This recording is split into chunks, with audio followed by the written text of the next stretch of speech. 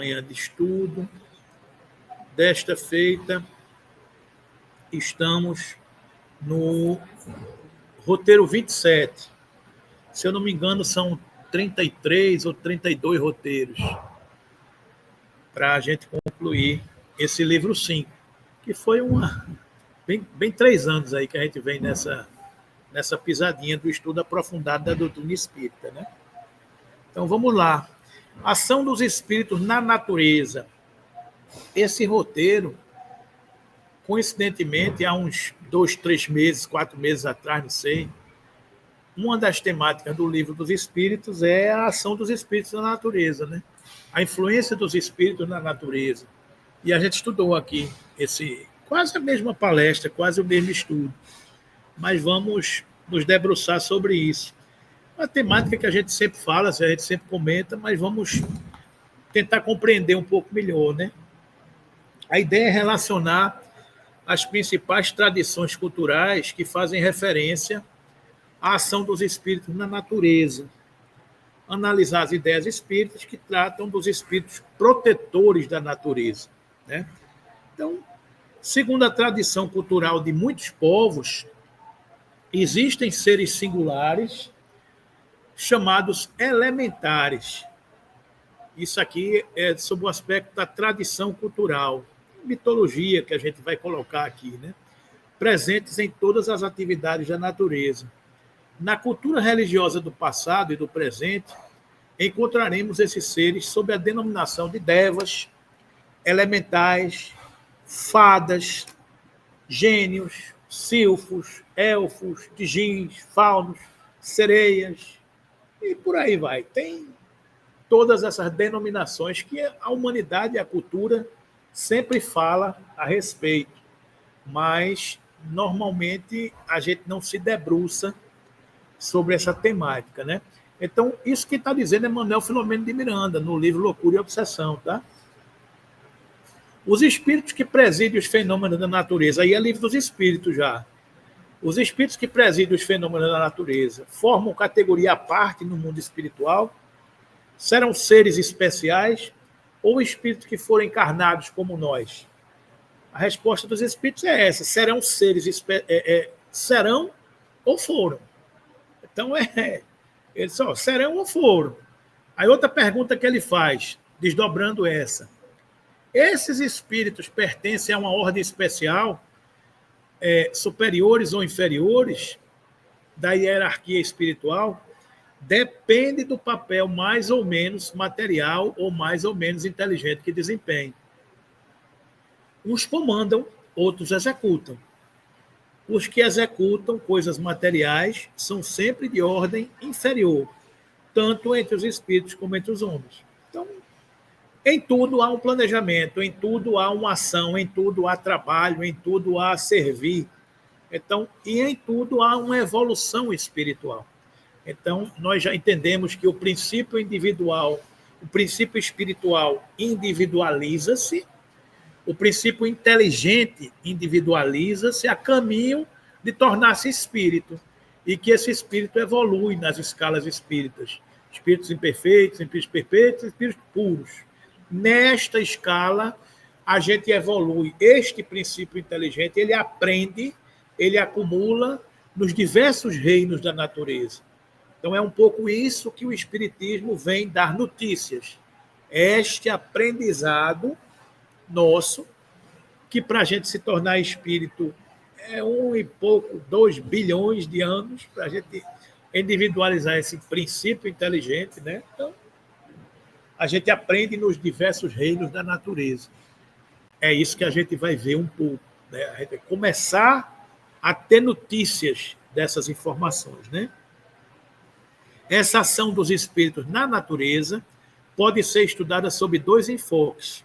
Um que envolve tradições mitológicas e outro que se relaciona às ideias espíritas. Um é a mitologia, a cultura popular, a tradição, os costumes de um povo. Outro é a doutrina espírita revelando leis naturais. Então, a gente vai olhar um pouco esses 2 aspectos, né?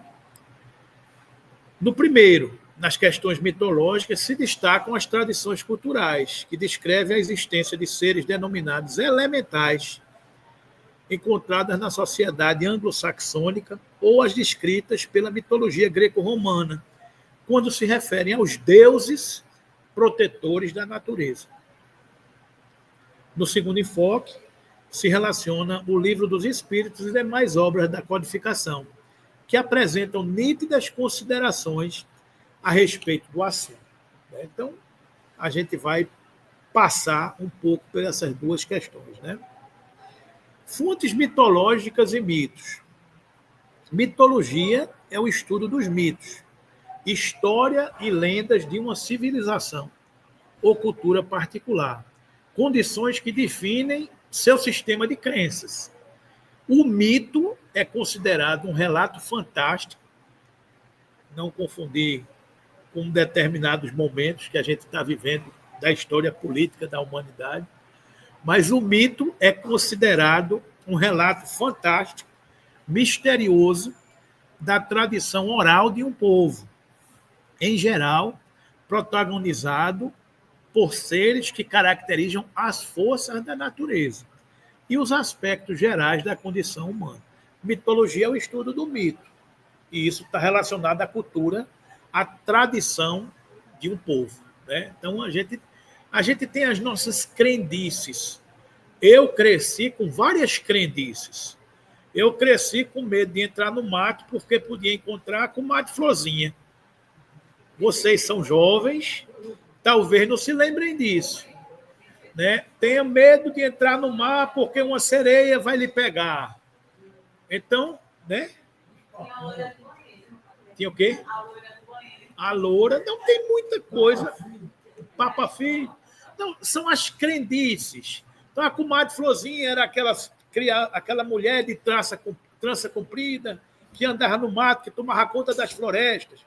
Ou seja, se você se perder, não se preocupe, porque ela vai lhe trazer para o caminho de volta. Ou seja, de pai para filho, de filho para avô, de avô para bisavô, essa crendice criou o mito, e esse mito, a humanidade estuda a história desse mito. E lá atrás, nos gregos, nos anglo-saxões, havia essa crendice dos protetores da natureza.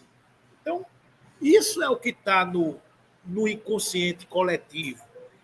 Agora, até onde isso é fato? É verdade ou é mito? Né? Então, esse aqui é... No fundo, as coisas vão se encaixar. As coisas vão chegar a determinadas evidências, porque a gente não inventa algo que do nada, né? Sempre tem uma intuição, uma coisa que pisca no juízo e você revela e aí vai, né? Temas, mito da criação. Como é que Deus criou o mundo? Né? Um mito. Não, foi assim, foi assado. O mito dos deuses e das deusas. Mito de figuras heróicas. Mito de monstros e demônios. Mito de animais. Mito do mundo subterrâneo. Os monstros submarinos que emergem daquele lago. Mito de jornadas, buscas e provações. Mito do pós-vida. Mito dos mundos destruídos. Ou seja, a humanidade é muito criativa nessas histórias, né? Então, você imagina uma determinada história, escreve sobre ela, inspira-se sobre uma criação e revela. E isso vira um mito, né? Isso vira uma tradição cultural. E a tradição informa, aí já é uma informação que a gente vai se debruçando sobre ela, a existência de seres genericamente denominados elementais. É o nome desses seres aí, os elementais, que a rigor não existem corporificados no plano físico, mas que podem se tornar visíveis aos encarnados. São seres singulares, multiformes, invisíveis, sempre presentes em todas as atividades da natureza, além do plano físico. São veículos da vontade criadora, potenciadores das forças, leis e processos naturais.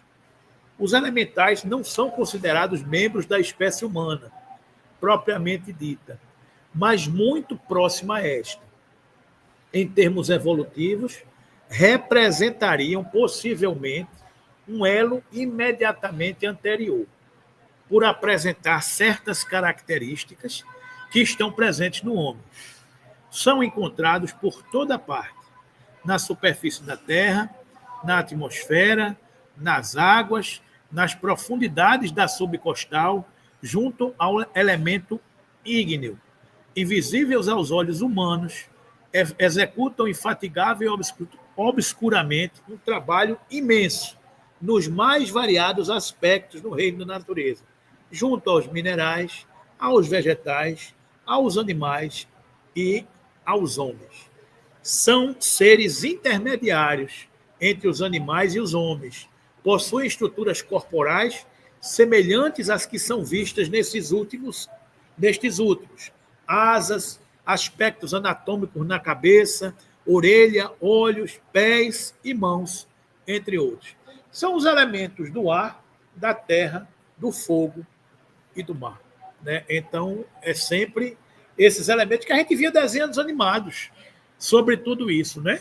As potências da natureza, água, fogo, o ar e a terra. Né? Então, nesses 4 elementos, a gente vai encontrar a mitologia criando as suas histórias, os seus deuses, os seus protetores, que tomam conta dessas forças da natureza. Né? Inspirado pelo espírito Viana de Carvalho, Divaldo Franco apresenta algumas considerações elementais. Isso está no livro Atualidade do Pensamento Espírita, item 22.4, pergunta 63. Elementais. Naturalmente, essas entidades que são orientadas pelos espíritos superiores, olha aquela história, uns mandam e outros obedecem. São orientadas por espíritos superiores. Como ainda não dispõem de discernimento, porque ainda não adquiriram a faculdade de pensar, princípio inteligente em evolução, o instinto em evolução para se tornar inteligência, concatenação de ideias, lógica, razão. Então, é o princípio inteligente que evolui do mineral, do vegetal, do animal ao hominal.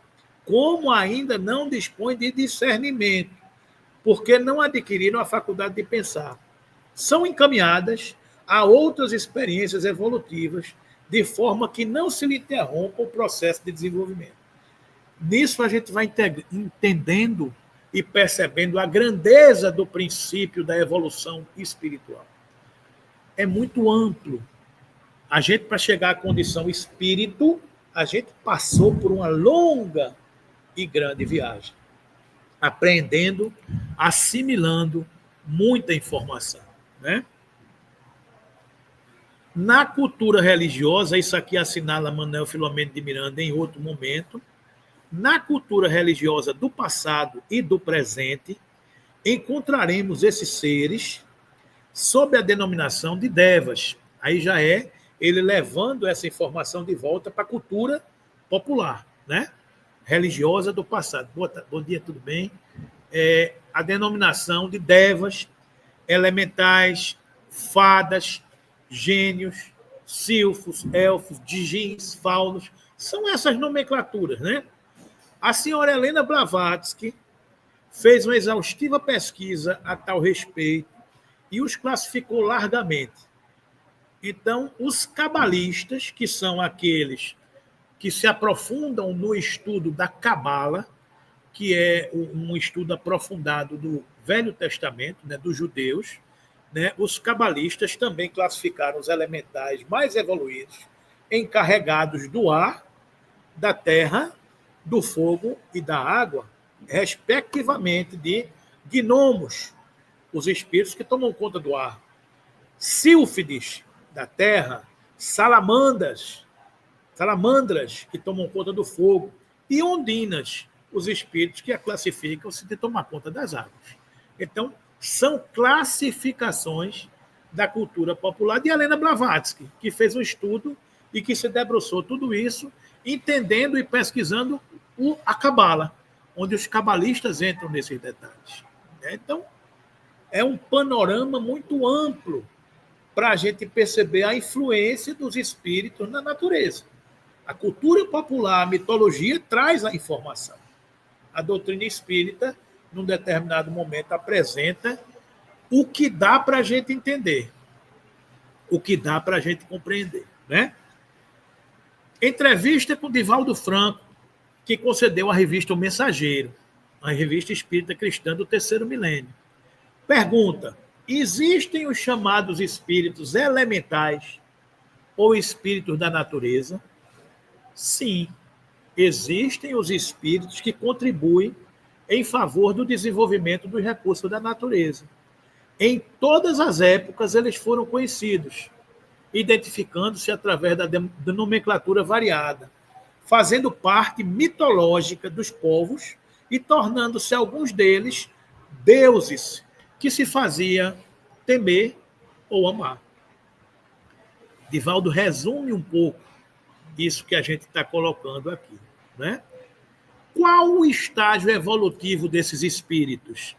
Alguns são de elevadas categorias e comandam, uns comandam, outros executam, os menos evoluídos, que se lhe submetem docilmente, elaborando em favor do progresso pessoal e geral, na condição de auxiliares daqueles que presidem aos fenômenos da natureza. Então, eles estão submetidos hierarquicamente a outra ordem mais elevada de espírito, de acordo com o papel que desempenham, de maior ou menor inteligência. Tornam-se responsáveis por inúmeros fenômenos ou contribuem para que os mesmos aconteçam. Os que se fixam nas ocorrências inferiores, mais materiais, são, portanto, pela própria atividade que desempenham, mais atrasados, submetidos ao de grande elevação, que os comandam e orientam. Então, há espíritos superiores que comandam a execução de fatos mais materiais, porque Deus se utiliza das criaturas para a execução de suas obras. Simples assim, né? Então, estes são comandados por inteligências mais elevadas, que atuam aos bilhões, aos trilhões dos fenômenos da natureza. Então, uma massa incontável de espíritos comandam as chuvas, comandam os maremotos. São massas de espíritos em evolução, de inteligência, de princípio inteligente em evolução, em individualização, comandando os fenômenos da natureza. Esses espíritos se apresentam como formas definidas, como, por exemplo, fadas, duendes, gnomos, silfos, sátiros, elfos, etc. Algum deles, se não a grande maioria dos menos evoluídos, que ainda não tiveram reencarnações na Terra. Alguns deles se apresentam com essa formatação, se não a grande maioria dos menos evoluídos que ainda não tiveram reencarnações na Terra. Apresentam-se não raros com formas especiais, pequena dimensão, o que deu origem aos diversos nomes da sociedade mitológica do passado. Acreditamos pessoalmente, por experiências mediúnicas, que alguns vivem o período intermediário entre as formas primitivas e hominais, preparando-se para futuras reencarnações humanas. Eu já vi médium relatando que tinha visto duendes. Então, é o que Divaldo está nos ensinando aqui, né? Os elementais são autóctones ou vieram de outro planeta. Pessoalmente, acreditamos que um número imenso teve sua origem na Terra e outros vieram de diferentes mundos, a fim de contribuírem com o progresso do planeta. Ou seja, eles estão no processo de individualização do princípio inteligente. Ou vêm de mundos mais atrasados, ou se desenvolve aqui dentro mesmo esse princípio inteligente. E todos evoluem, né? Que tarefas executam? É um pouco aquilo que a gente estava comentando aqui. Inumeráveis. Protegem os vegetais, os animais, os homens. Contribuem para acontecimentos diversos.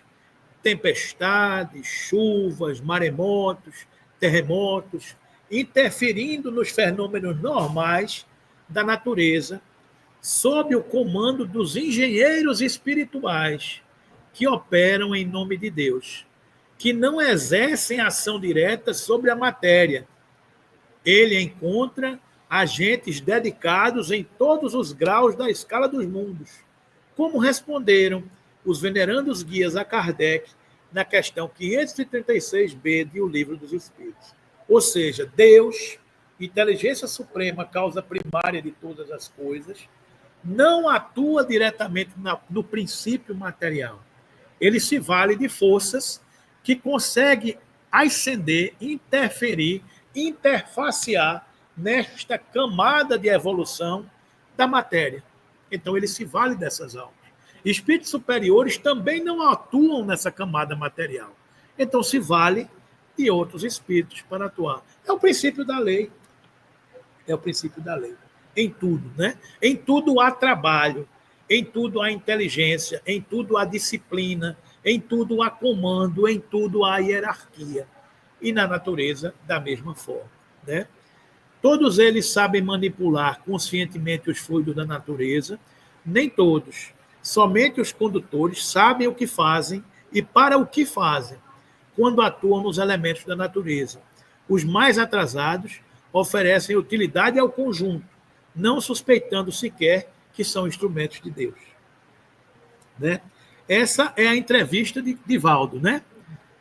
Como vimos, os cabalistas e os teosofistas da teoria da teosofia, da doutora Helena Blavatsky, classificam os elementais em grupos de acordo com as características comuns que apresentam. O grupo dos duendes, o grupo dos gnomos, o grupo dos silfos ou sílfides que atuam nas águas, né? O grupo das ondinas, que também atuam nas águas, as salamandras, ou espírito do fogo. Então, são grupos de espíritos que atuam nessas dimensões dos 4 elementos: a água, a terra, o fogo e o ar. Então, os cabalistas e os teosofistas de Helena Blavatsky classificaram estes elementais nesses grandes grupos, né? Os devas, as fadas, os elfos, uma fada bem pequenininha, né, que fica... Então, é a tradição cultural, né? O gênio, os djinns, os faunos. Então, a juventude conhece isso muito melhor do que a gente, né? O deus do raio, o deus do trovão, o Zeus, não sei o quê. Então, sabe de tudo isso aí de uma forma muito mais apropriada, porque aprendem nessa cultura, nesta mitologia, né? A ação dos espíritos nos fenômenos da natureza, no Livro dos Espíritos. Em O Livro dos Espíritos, verificamos que os fenômenos da natureza ocorrem por e sem a ação dos espíritos, como esclarece os orientadores da codificação. Algumas vezes, eles têm o homem como razão imediata de ser, mas também, e frequentemente, terem por único objetivo o restabelecimento do equilíbrio e da harmonia das forças físicas da natureza. Eles são instrumentos que atuam na harmonia do orbe, atuando sobre todos os elementos, né? É importante considerar que, em geral, todos os fenômenos são produzidos por ação dos espíritos, ou os mediúnicos, psíquicos, ou os físicos, propriamente ditos, como os que ocorrem na natureza. Todos os fenômenos são produzidos por ações dos espíritos. Isso é uma afirmação muito, muito forte, né? Mesmo diante da possibilidade de acomodação ou transformação dos elementos geológicos, pode-se pensar na presença de espíritos. Por exemplo, supomos que uma região do planeta foi atingida por um furacão, desencadeado pelas forças da natureza. Entendemos que, mesmo nessas condições, há espíritos presentes, controlando o fenômeno natural, atentos à sua manifestação, tendo em vista os ditames da vontade divina. Por este motivo, afirmam os espíritos superiores, Deus não exerce ação direta sobre a matéria. Ele tem agentes dedicados em todos os graus da escala dos mundos. Então, em todos os graus da escala material dos elementos, há agentes que atuam sob o comando de uma inteligência superior. Isso é algo para a gente entender, né? Aí você diz, porque o furacão, o terremoto, o maremoto, o incêndio, uma tempestade provoca o mal de uma determinada região. Isso não seria obra de Deus. Isso vem na nossa percepção, no nosso inconsciente. Mas a gente não sabe o contexto da realidade, do que está por trás daquilo ali. A gente não sabe o contexto. A gente não sabe que muitas vezes a gente faz uma faxina dentro de casa e provoca uma alergia, uma dificuldade aos membros que moram naquela residência. Mas é necessário que seja limpo. É necessário que haja essa asepsia. E muitas vezes transcende a nossa percepção, porque o nosso olhar é muito imediatista. A gente olha o aqui e agora. A gente não amplia o horizonte para perceber o que é que está no conjunto da obra. Né? Então, muitas vezes, essas ações são ações de saneamento de uma determinada região, de um determinado povo, de uma determinada cultura, de um determinado psiquismo, que ao longo do tempo se contaminou. Então, é necessário um expurgo. É ruim estar no meio daquele expurgo, você vai padecer por isso, pelas consequências. Mas também foi ruim a gente ter dado consequência para que aquilo acontecesse. Então, é da lei. É da lei. A gente faz, a gente recebe. É o livre-arbítrio. Né? Então, a gente não pode duvidar do amor de Deus. A gente não pode duvidar de sua justiça. A gente não pode duvidar que em tudo há um propósito superior. E que a dor de hoje é refrigério de amanhã. A gente não pode duvidar disso. Né? Questão 536. Os grandes fenômenos da natureza, os que se consideram como perturbação dos elementos, são devido a causas fortuitas de todos eles, ou todos eles têm um fim providencial? Ou seja, as coisas acontecem por acaso, tudo tem uma razão de ser, e nada acontece sem a permissão de Deus. Zé Fini. Tudo tem uma razão de ser. E nada acontece sem a permissão de Deus. Muitas vezes, muitos espíritos, muitos de nós, em determinados momentos de nossa existência, perdemos a fé em Deus. Porque achamos que Deus é injusto. Porque achamos que Deus agiu dessa ou da outra forma, ou que não merecíamos passar por aquilo que estávamos passando. Mas tudo tem uma razão de ser. E um dia, mais serenos, mais calmos, com a visão mais ampliada, a gente vai entender o porquê de tantas coisas que a gente padeceu. A gente vai entender quando a gente se desviou dos caminhos de Deus, que são caminhos de amor. Então, tudo tem uma razão de ser e nada acontece sem a permissão de Deus. Né? Esses fenômenos sempre têm o homem por objeto. Algumas vezes, ele tem o homem como razão imediata de ser. Na maioria dos casos, entretanto, tem por objetivo o restabelecimento do equilíbrio e da harmonia das forças físicas da natureza. O planeta vive em plena homeostase, para usar o termo que a ciência usa. O que é homeostase? É a permanente busca do equilíbrio. É a permanente busca do equilíbrio. Então, a natureza vive em equilíbrio. Todas as vezes que há um desequilíbrio, há uma força que tenta equilibrar. Né? Então, a gente deve procurar permanentemente este equilíbrio. E os que comandam os fenômenos da natureza estão aferindo tudo isso. Né? Eles devem ter inúmeros indicadores para perceber o que é que está acontecendo, o que é que não está acontecendo. Né? Então, tudo é equilíbrio. Às vezes que a gente desequilibra-se, a gente tem que procurar o caminho do equilíbrio. Seja no corpo físico, seja no psiquismo, seja na mediunidade. Todas as vezes que a gente se desequilibra, a gente sofre as consequências. Seja no corpo físico, seja na mediunidade. Então, a gente tem que sempre estar procurando os mecanismos de equilíbrio. O orbe não é diferente. Há condutores, engenheiros espirituais, cuidando do equilíbrio do ar, da terra, do fogo das águas, né? Então, há o tempo todo esse busca por esse equilíbrio. A mitologia dos antigos se fundava inteiramente sobre as ideias espíritas, com a única diferença de que consideravam os espíritos como divindades. Representavam esses deuses ou esses espíritos com atribuições especiais. Assim, uns eram encarregados dos ventos, outros dos raios, outros de presidir a vegetação, e etc. Essa crença é destituída de fundamento, ou seja, traz a cultura e a crendice popular para a realidade das leis naturais. Kardec pergunta: isso é verdade? O que o povo intuiu, o que o povo criou, é verdade? Tão pouco destituída de fundamento que ainda está muito aquém da verdade. Pela mesma razão, poderia então haver espíritos que habitem o interior da Terra e que presidam os fenômenos geológicos. Esses espíritos não habitam realmente a Terra, mas regulam os fenômenos e os dirigem, conforme suas atribuições. Um dia tereis a explicação de todos os fatos e os compreenderei melhor.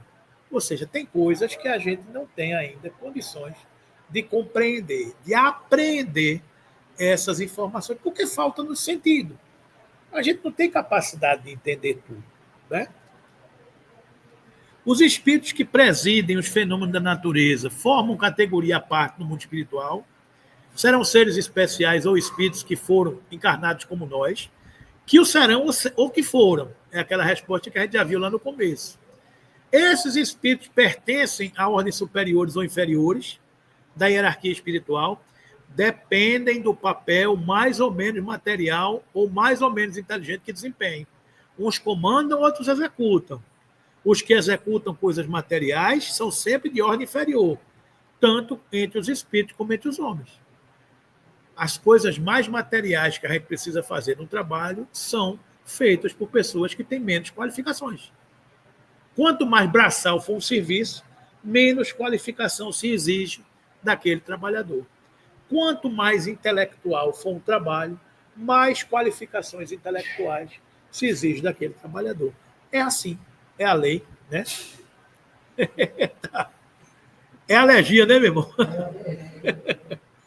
Na produção de certos fenômenos, das tempestades, por exemplo, é apenas um espírito que age ou ele se reúne em massa para produzi-los?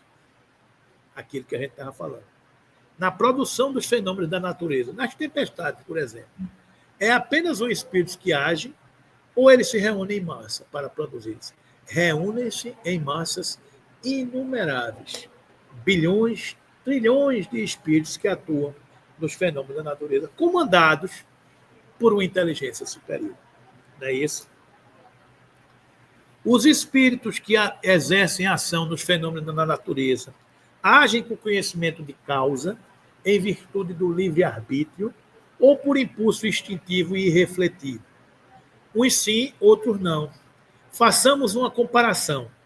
Figurai essas miríades de animais que pouco a pouco fazem emergir no mar ilhas e arquipélagos. Acreditais que haja aí um fim providencial à harmonia geral? Entretanto, são animais do último grau que realizam essas coisas, provendo as suas necessidades e sem suspeitarem que são instrumentos de Deus. Pois bem, do mesmo modo, os espíritos mais atrasados são úteis ao conjunto, enquanto se ensaiam para a vida, antes que tenham plena consciência de seus atos, de seu livre-arbítrio, atuam em certos fenômenos, dos quais são agentes, mesmo de forma inconsciente. Primeiramente executam. Mais tarde, quando suas inteligências estiverem mais desenvolvidas, comandarão e dirigirão as coisas do mundo material. Mais tarde ainda, poderão dirigir as do mundo moral. Tudo é evolução, né? É assim que tudo serve. Tudo se encadeia na natureza, desde o átomo primitivo até o arcanjo, que também começou pelo átomo. Admirável lei de harmonia, da qual o vosso espírito limitado ainda não pode abranger o conjunto. Estão entendendo, gente? Então, tudo é evolução, tudo se encadeia, tudo se harmoniza, desde o átomo até o arcanjo, né? Estamos todos a caminho, evoluindo, né? Isso aqui é uma coisa interessante, da Revista Espírita de março de 1860. Um ditado espontâneo da médium senhora Boyer, em 23 de dezembro de 1859. Uma mensagem intitulada O Gênio das Flores. Sou Retane, um dos espíritos que presidem a formação das flores, a diversidade de seus perfumes. Sou eu, o melhor, ou melhor, somos nós, porquanto somos milhares de espíritos que ornamos os campos, os jardins, que damos ao horticultor o gosto pelas flores.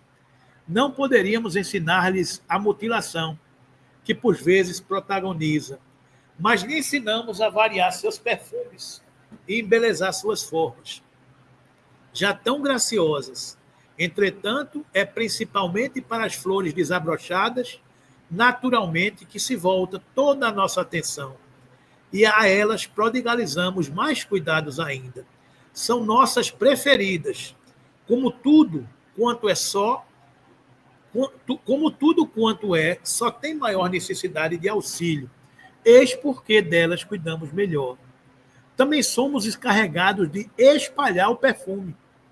Somos nós que levamos ao exilado uma lembrança de seu país, fazendo entrar em sua prisão o perfume das flores que ornavam o jardim paterno.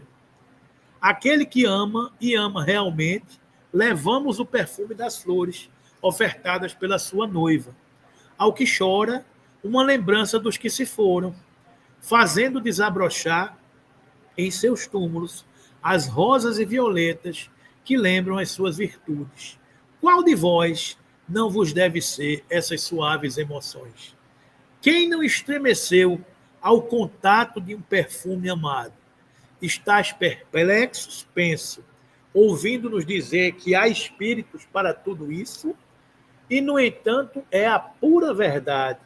Nunca encarnamos, e talvez jamais encarnaremos em vosso meio. Todavia, alguns já foram homens, mas pouco entre os espíritos dos elementos.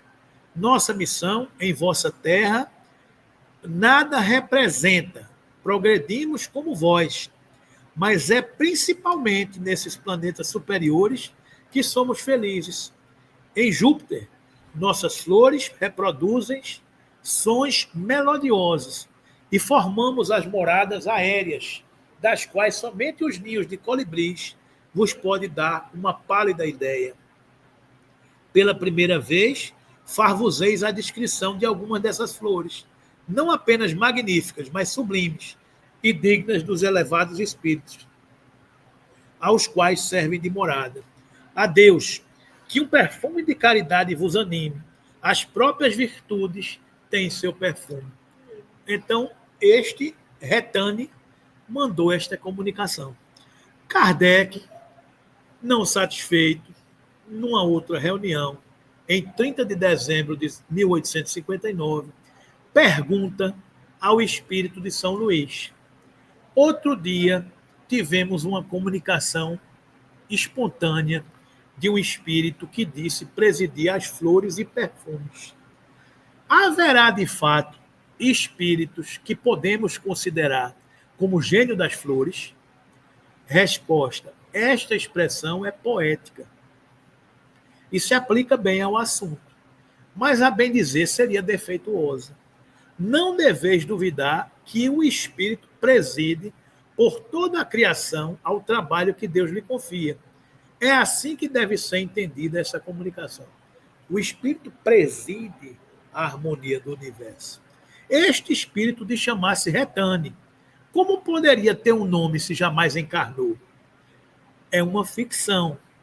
O espírito não preside de maneira particular a formação das flores, Antes de passar pela série animal, o espírito elementar dirige sua ação fluídica para a criação dos vegetais. Olha aí o princípio da evolução, né? Este ainda não encarnou e somente age sob a direção de inteligências mais elevadas. Uns mandam e outros executam. É isso? Que já viveram o bastante para adquirir a ciência necessária à sua missão. Foi um desses que se comunicou. Ele vos fez uma mistura poética da ação de duas classes de espíritos que atuam na criação vegetal. Ele fez uma mistura poética dos que comandam e dos que executam. Né? Não tendo ainda vivido, mesmo na vida animal, como esse espírito pode ser tão poético? Resposta de São Luís. Releia. Observação. Vide a observação feita após a questão 24. Né? Assim, o espírito que se comunicou não é o que habita e anima a flor. Não, não. Já vos disse muito claramente, ele guia, ele fez uma mistura poética. Né? Esse espírito que nos falou esteve encarnado? Esteve. O espírito que dá a vida às plantas e às flores tem um pensamento, a inteligência do seu ser? Nenhum pensamento, nenhum instinto. Ainda é um princípio inteligente em formação, em individualização, comandado por um espírito mais evoluído. Esse é o princípio, né? Mas a ideia é a mesma. Espíritos que atuam sobre os elementos da natureza, orientados por outros espíritos superiores a eles, e são vários exemplos.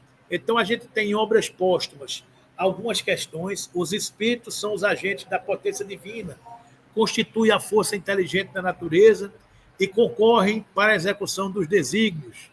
Em Livro dos Espíritos, nos Três Reinos, questões 592 a 610, importante considerações sobre o processo evolutivo envolvendo os diversos reinos da natureza. Existe uma lei de progresso que rege todo o desenvolvimento do ser espiritual em contato com a matéria. Vejamos, Deus criou seres intelectuais perpetuamente destinados à inferioridade, tudo em a natureza se encadeia, por elos que ainda não podeis aprender. Na natureza, tudo se harmoniza mediante as leis gerais. Em a Gênese, capítulo 6, item 19, o espírito não chega a receber a iluminação divina, sem haver passado pela série divinalmente fatal dos seres inferiores, entre os quais se elabora lentamente a obra de sua individualização. O princípio inteligente, distinto do princípio material, se individualiza e elabora, passando pelos diversos graus da animalidade. É aí que a alma se ensaia para a vida e desenvolve pelo exercício suas primeiras faculdades. Então, meus irmãos, é isso. Tudo na natureza se encadeia, tudo dentro de um contexto, né?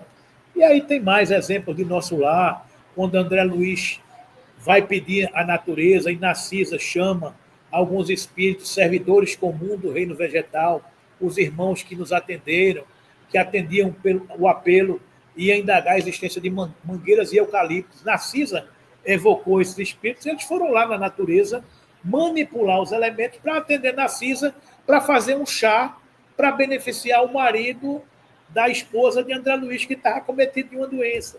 Ou seja, as curas que acontecem em toda parte, que manipulam os elementos da natureza, usam a força viva desses espíritos que atuam na natureza.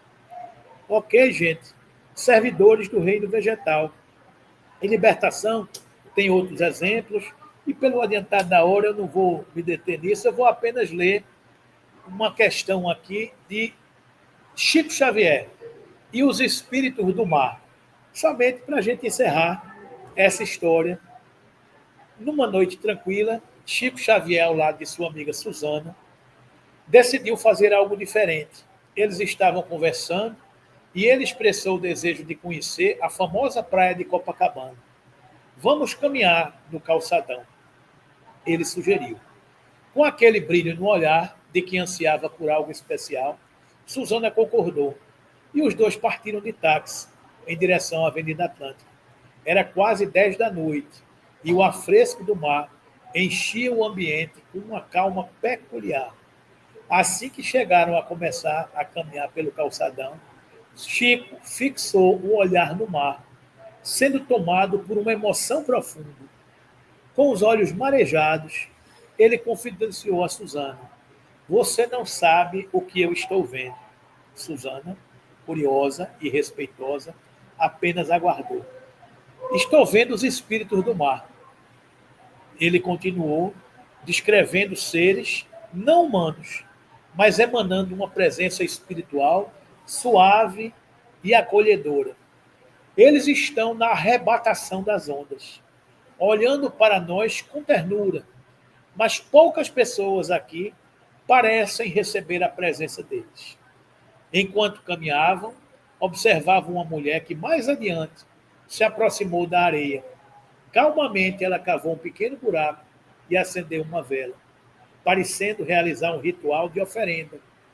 Ao fazer sua oração e agradecimento, a mulher se despediu, deixando sua oferenda acesa. Após sua partida, Chico e Susana testemunharam algo extraordinário. Ele viu os espíritos do mar se aproximarem da vela, como se estivessem carregando sua luz para o oceano. Era uma dança espiritual, onde os seres do mar absorviam aquela oferenda, levando consigo a intenção e os desejos da mulher, como elo entre o humano e o divino.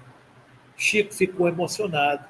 Aqueles espíritos transmitiam bênçãos e energia de cura à mulher que fizera o pedido, em uma resposta silenciosa e amorosa.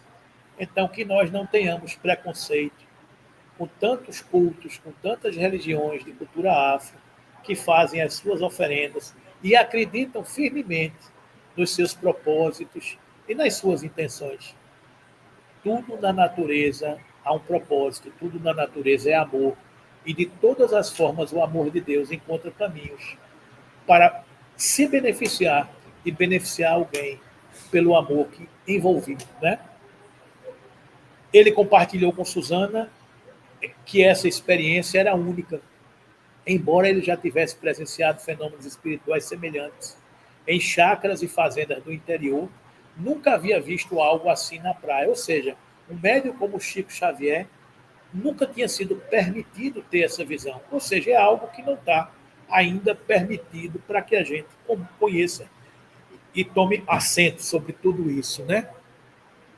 Mais tarde, enquanto olhava novamente para o mar, Chico avistou um homem em oração, com os olhos fixos nas ondas.